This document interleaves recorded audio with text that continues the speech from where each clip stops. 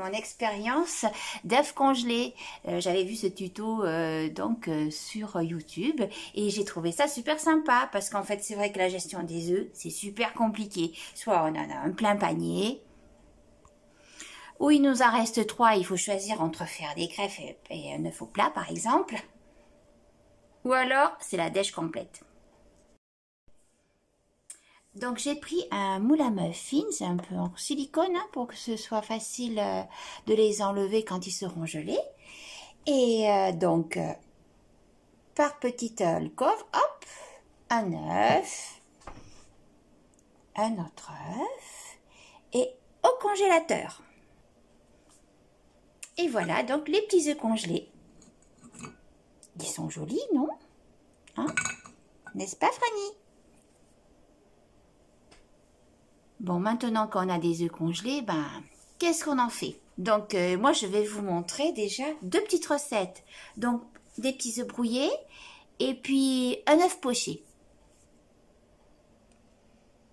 Oh, pauvre Franny, j'avais oublié que tu me montrais ton œuf depuis tout à l'heure. Allez, celui-là, je le garde bien frais pour me le faire à la coque peut-être tout à l'heure. Allez, donc une petite poêle. Pour le premier œuf brouillé, une petite poêle, de l'huile d'olive. Bon, ceux qui font ça avec du beurre, vous faites avec du beurre.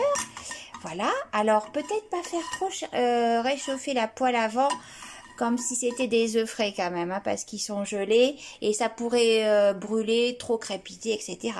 Mon petit œuf congelé. Hop, voilà. Voilà, donc là, je l'ai retourné un petit peu. Et puis, c'est vrai qu'il faut vraiment pas mettre le feu trop fort, hein. Sinon, ça va cramer et puis il faut que ça se congèle tout doucement.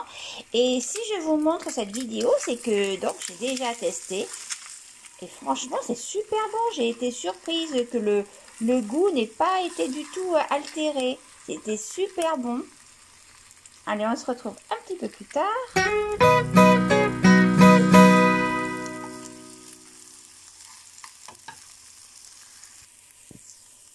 Et voilà, mon petit œuf est prêt.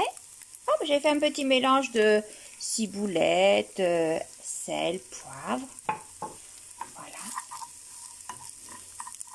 Voilà.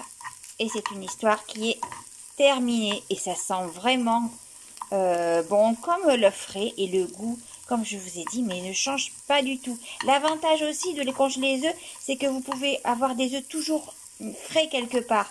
Par exemple, si vous voulez faire un œuf mollet, c'est compliqué de faire un œuf mollet avec des œufs que vous avez peut-être depuis 2 semaines. Voilà, là vous pouvez avoir quelque part des œufs frais. Donc là, pour l'œuf poché, j'ai mis de l'eau à bouillir avec du sel. Voilà, et j'ai oublié de vous dire, parce que là je vous montre œuf par œuf, mais dans mon congélateur, du coup, quand je les enlève des moules à muffins, du coup je fais des sacs d'œufs, parce qu'on peut ensuite, une fois qu'ils sont congelés, on peut stocker. C'est vachement facile et pratique. Comme ça, vous avez toujours pour faire plusieurs repas, pour plusieurs personnes, etc. Alors, l'eau bout, hop, on y met le petit œuf. Et c'est parti pour 3 minutes, pas plus, ça va très très vite. Quand l'eau revient dans l'ébullition, on peut essayer de remodeler un petit peu l'œuf. Voilà.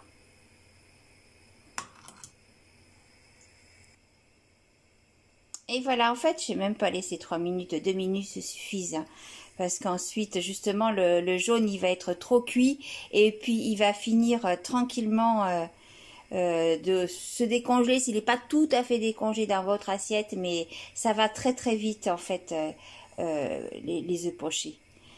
Maintenant, à la dégustation. Et voilà, donc... le petit œuf brouillé, le petit œuf poché. Et là, en fait, j'ai mis quelques petits légumes. Hier, j'ai fait une tarte au brocoli. Donc, j'ai enlevé les petites fleurs. Et ça, c'est tout ce qu'on... les petits trognons, en fait, que j'ai fait à la vapeur. Et j'adore ça. C'est bon, c'est bien fondant. C'est très bon quand on les fait cuire. Donc, voilà, dégustation de tout ça. avec un petit tour d'huile d'olive que j'ai mis dessus, c'est super bon. Et voyons voir, l'œuf poché. Sympa. Bon, je trouve qu'il est un peu trop cuit. Oh non, ça va, il coule bien.